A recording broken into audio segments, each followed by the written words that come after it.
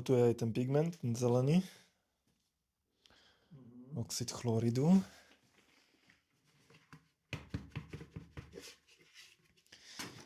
Takže najprv suché premiešam.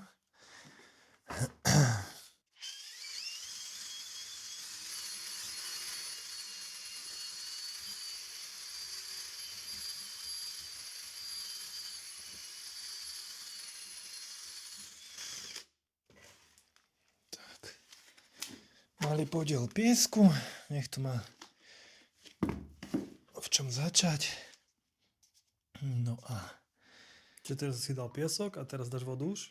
Hej. A koľko? 3 odmerky?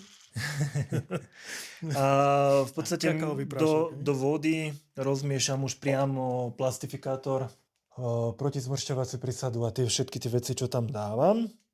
S tým, aby to malo lepšiu disperziu potom v tej hmote.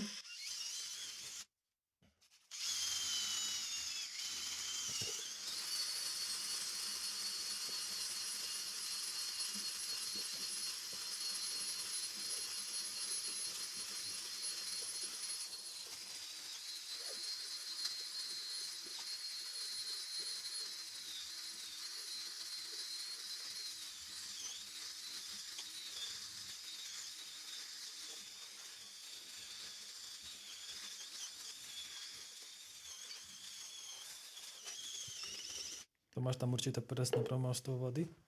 Či môže byť viac? Nie, vodu už nepridávam. Voda je daná a potom sa to už koriguje len plastifikátorom. To je taká kola, hej?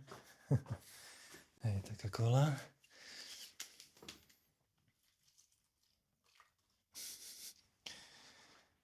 Ešte zmrznutý.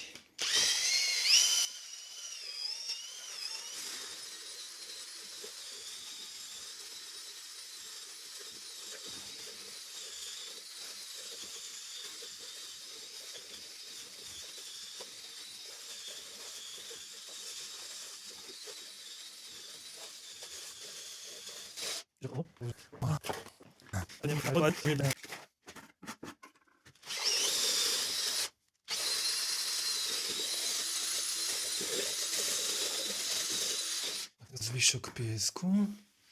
To máš presne ako ten pomer, čo na ten objem, hej? Áno, áno.